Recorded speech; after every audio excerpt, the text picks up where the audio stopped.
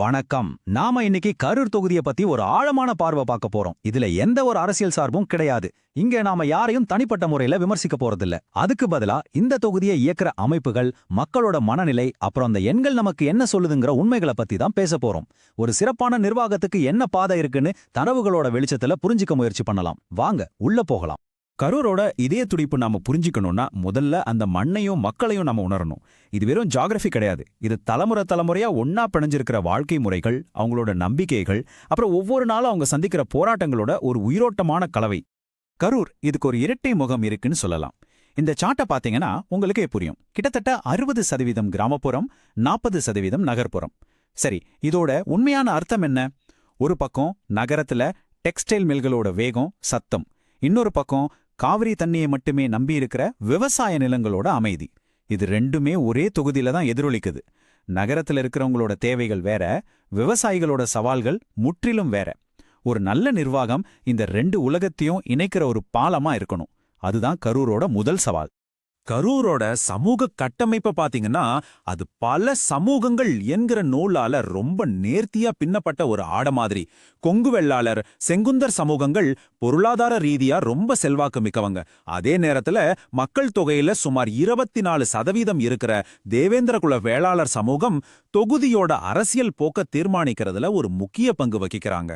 இவங்களோட வன்னியர்களும் முஸ்லிம்களும் கரூரோட பன்முகத்தன்மைக்கு இன்னும் வலு சேர்க்கறாங்க. இந்த எல்லா சமூகங்களோட தேவைகளையும் அவங்களோட கனவுகளையும் சமமா பார்க்கறது தான் ஒரு வெற்றிகரமான தலைமையோட அடையாளம். கரூரோட பொருளாதாரம் 2 தூண்கள் மேல நிக்குது. பார்க்கறதுக்கு ரொம்ப பலமான தூண்கள், ஆனா அதுக்குள்ள பலவீனங்களும் இருக்கு. முதல் தூண் காவிரி தாயோட கருணையை முழுசா நம்பியிருக்கிற விவசாயம்.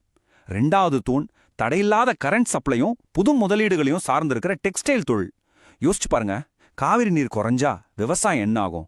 கரண்ட் கட்டானா டெக்ஸ்டைல் தொழில் என்ன ஆகும்? இந்த 2 தூண்களோட ஸ்திரத்தன்மை தான் மக்களோட வாழ்வாதாரத்தை நேரடியா தீர்மானிக்குது. மேலோட்டமா பார்க்கும்போது தெரிகிற இந்த பொருளாதார சமூக அமைப்புக்கு அடியில ஒரு நிலையான உராய்வு இருந்துகிட்டே இருக்கு. இல்ல, இது கட்சி அரசியல் கோஷங்களை பத்தினது இல்ல. இது மக்களோட அன்றாட வாழ்க்கையோட சம்பந்தப்பட்டது. அவங்க ஒவ்வொரு நாளும் சந்திக்கிற உண்மையான ஆழமான வழிகளையும் போராட்டங்களையும் பற்றியது. 3 முக்கிய பிரச்சனை தான். அது மக்களோட பொறுமையை சோதிச்சு அவங்க கோபத்தை உச்சத்துக்கு கொண்டு போகுது. முதல்ல தண்ணி. கூட்டு குடிநீர் திட்டக்குழாய் அடிக்கடி உடைஞ்சு லட்சக்கணக்கான லிட்டர் தண்ணி வீணாகிறது ஒரு வாடிக்கையான கதையா மாறிடுச்சு. 2வது ரோடு. குறிப்பா திருச்சி கரூர் ஹைவே தடுக்கக்கூடிய மரணங்களை உண்டாக்குற ஒரு அபாயகரமான பாதையா இருக்கு. ஒவ்வொரு விபத்தும் ஒரு குடும்பத்தோட கனவை சிதைக்குது. 3வது வேலை. படிச்ச இளைஞர்களுக்கு அவங்க திறமைக்கு ஏத்த வேலை இல்ல. இது அவங்கள நீட் மாதிரி தேர்வுகளோட அழுத்தத்துக்குள்ள தள்ளுது. சரி, இப்ப மக்களோட வழிகள்ல இருந்து கொஞ்சம் விலகி டேட்டா என்ன சொல்லுதுன்னு பாப்போம். இந்த எண்கள் வெறும் புள்ளி விவரங்கள் இல்ல. இது இந்த தொகுதியோட ஹெல்த் ரிப்போர்ட் மாதிரி. எண்களோட வடிவத்துல ஒலிக்கிற மக்களோட குரல். முதல் சிக்னல் மக்களோட பங்களிப்பு. 2016ல 80.50% இருந்த வாக்குப்பதிவு 2021ல 84.49% உயர்ந்திருக்கு. கிட்டத்தட்ட 4% அதிகம். இதுக்கு என்ன அர்த்தம்? மக்கள் அமைதியா வேடிக்கை மட்டும் பார்க்கல. அவங்க தங்களோட வாக்குகள் மூலமா ரொம்ப சத்தமா பேசுறாங்க, ஒரு மாற்றத்தை விரும்புறாங்க. இது ஒரு முக்கியமான எச்சரிக்கை மணி. 2வது சிக்னல் வாக்காளர்களோட நிலையற்ற மனநிலை. 2016 தேர்தல்ல அதிமுகவோட வெற்றி வெறும் 441 வாக்குகள் வித்தியாசத்துல தான் கிடைச்சது. பாருங்க, எவ்வளோ பலவீனமான ஒரு தீர்ப்பு அது. ஆனா அதுக்கு அடுத்த எலெக்ஷன்ல 2021ல திமுக ஒரு தெளிவான வெற்றியை பதிவு செஞ்சது. இது என்ன காட்டுதுன்னா, வாக்காளர்கள் எந்த ஒரு கட்சிக்கும் நிரந்தரமா விசுவாசமா இல்ல. அவங்க மனநிலை எவ்வளோ வேகமா மாறும்னு இது காட்டுது. 3வது சிக்னல். இதுதான் ரொம்ப ரொம்ப முக்கியமானது. தேர்தல்கள் வருது போகுது, கட்சிகளும் மாறுது, தலைவர்களும் மாறுறாங்க. ஆனா ஒண்ணு மட்டும் மாறவே மாட்டேங்குது. அது என்னன்னா, மக்களோட அடிப்படை பிரச்சனைகள். அதே தண்ணி பிரச்சனை, அதே சாலை பிரச்சனை, அதே வேலைவாய்ப்பு பிரச்சனை, இது மட்டும் அப்படியே இருக்கு. இது தேர்தல்ப கொடுக்கிற வாக்குறுதிக்கும் மக்களோட நிஜ வாழ்க்கைக்கும் நடுவுல ஒரு பெரிய பள்ளத்தை உருவாக்குது.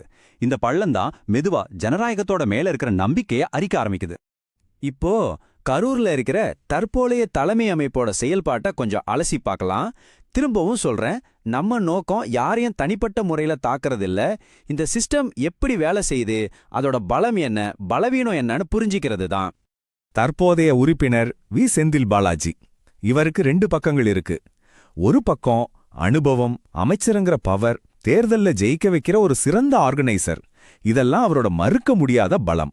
ஆனா இன்னொரு பக்கம் அவரை சுத்தி இருக்கிற சர்ச்சைகள், அமலாக்கத்துறை விசாரணை, இதனால பொதுவெளியில ஏற்பட்டிருக்கிற நம்பிக்கை இழப்பு. இங்கதான் ஒரு முக்கியமான விஷயம் இருக்கு. ஒரு தலைவரோட தனிப்பட்ட பலம் எவ்வளோ அதிகமா இருந்தாலும் சரி, அவரை சுத்தி சர்ச்சைகள் வரும்போது அது பொதுமக்களோட நம்பிக்கையை உடைக்கும்.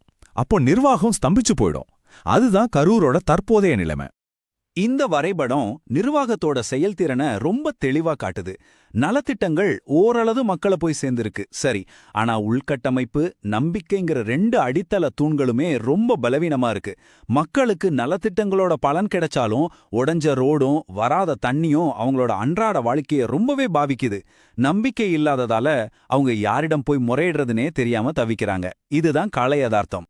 சரி, இப்போ வாக்காளர்களோட மனநிலையை இன்னும் கொஞ்சம் ஆழமா பார்க்கலாம். கரூர்ல அரசியல் விசுவாசங்கிறது பாறையில செதுக்குனதில்ல. அது தண்ணி மாதிரி ஓட்டத்துக்கு ஏத்த மாதிரி மாறும். மக்களோட நினைவுகள்ல பதிஞ்சிருக்கிற கடந்த கால அனுபவம் தான் அவங்களோட எதிர்கால முடிவுகளை வடிவமைக்குது. இந்த நம்பர் சுமார் 81,500 ஓட்டுகள். இது ரொம்ப முக்கியமான ஒரு எண். இவங்க 2016ல காங்கிரஸ் கூட்டணிக்கு ஓட்டு போட்டவங்க.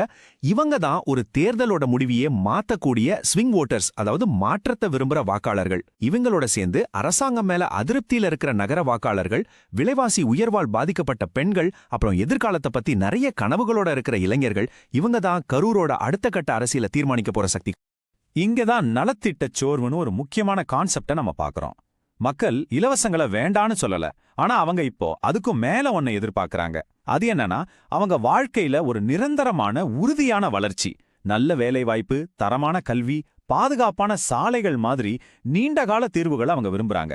வெறும் மானியங்களை மட்டுமே நம்பி இருந்தா அது மக்களோட விசுவாசத்தை ஒரு கட்டத்துக்கு மேல தக்க வைக்காது. மக்கள் கையேந்தும் நிலையிலிருந்து சொந்த கால்ல நிக்கிற நிலைக்கு வரணும்னு ஆசைப்படுறாங்க. சரி, பிரச்சனைகள் என்னன்னு இப்போ நமக்கு தெளிவா தெரியுது. டேட்டாவும் அதே தான் சொல்லுது. ஆனா இது எல்லாம் தீர்க்கறதுக்கான செயல் திட்டம் என்ன? வெறும் தேர்தல் வாக்குறுதிகள் இல்ல, ஒரு உறுதியான செயல்படுத்தக்கூடிய காலக்கெடுவோட ஒரு ப்ளூ பிரிண்ட் எங்க இருக்கு? இனி நாம பார்க்க போறது வெறும் வாக்குறுதிகளோட பட்டியல் கிடையாது.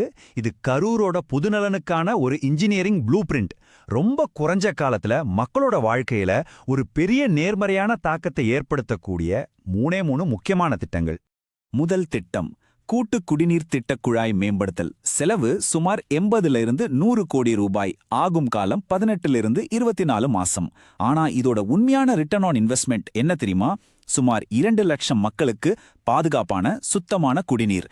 இது பணத்தை பத்தின கணக்கில்ல, இது மக்களோட ஆரோக்கியத்தையும் குழந்தைகளோட எதிர்காலத்தையும் பத்தினது. 2வது திட்டம், திருச்சி கரூர் 6 வழிச்சாலை. இது ஒரு பெரிய ப்ராஜெக்ட். சுமார் 300லிருந்து 350 கோடி ரூபாய் செலவாகும். 30லிருந்து 36 மாசம் ஆகும். ஆனா இதோட பலன், அதுக்கு விலையே கிடையாது. சாலை விபத்து மரணங்களை சுமார் 30% குறைக்க முடியும். இங்க ஒவ்வொரு எண்ணும் ஒரு குடும்பம், ஒரு உயிர். இது உயிர்களை காப்பாத்துற ஒரு முதலீடு. அது மட்டும் இல்லாம இது வர்த்தகத்தையும் மேம்படுத்தி கரூரோட பொருளாதாரத்துக்கு ஒரு புது உத்வேகத்தை கொடுக்கும். 3வது திட்டம், கரூர் திறன் மற்றும் ஜவுளி பூங்கா. சுமார் 120லிருந்து 150 கோடி ரூபாய் செலவுல 18 மாசத்துல இதை உருவாக்க முடியும். இதோட நேரடி பலன், சுமார் 3000 புதுசா உள்ளூர்ல வேலைவாய்ப்புகள் உருவாகும். இது இளைஞர்களோட வேலையில்லா பிரச்சனைக்கு ஒரு தீர்வா இருக்கிறதோட கரூரோட பாரம்பரிய பெருமையான ஜவுளி தொழிலுக்கு ஒரு புது நவீன எதிர்காலத்தையும் கொடுக்கும். இந்த திட்டங்கள் எல்லாம் கேட்கறதுக்கு ரொம்ப நல்லா இருக்கு, பேப்பர்ல பார்க்கவும் ரொம்ப அழகா இருக்கு. ஆனா இந்த ப்ளூ பிரிண்ட்டை நிஜமா மாத்துறது எப்படி? இது வெறும் திட்டமிடல், நிதி ஒதுக்கீடு சம்பந்தப்பட்டது மட்டும் இல்ல. இது களத்துல இறங்கி வேலை செய்யறது, உடைஞ்சு போன மக்களோட நம்பிக்கையை செங்கலா மறுபடியும் கட்டி எழுப்புவதை பற்றியது. வாக்குப்பதிவு எண்கள்ல இருந்து மக்களோட அன்றாட பிரச்சனைகள் வரைக்கும் எல்லா தரவுகளும் ஒரே ஒரு செய்தியை தான் திரும்ப திரும்ப சொல்லுது: பிரிவினை அரசியலை தாண்டி உண்மையான வளர்ச்சிக்கு முன்னுரிமை கொடுங்க. குறிப்பா பெண்கள், இளைஞர்கள் சந்திக்கிற நிஜமான பிரச்சனைகள்ல கவனம் செலுத்துங்க. அதுதான் இழந்த நம்பிக்கையை திரும்ப ஜெயிக்கிறதுக்கான ஒரே வழி. பாருங்க, இந்த டேட்டா நமக்கு ஒரு மேப் மாதிரி. அது வழியில இருக்கிற தடைகளையும் காட்டுது, அதே நேரம் போக வேண்டிய சரியான பாதையும் காட்டுது. அந்த பாதையில நடக்கிறதா இல்ல பழைய பாதையிலேயே போறதாங்கிற தேர்வு கரூரோட தற்போதைய எதிர்கால தலைவர்கள் கிட்ட தான் இருக்கு. அவங்களோட தேர்வு தான் கரூரோட எதிர்காலத்தையே தீர்மானிக்க போகுது.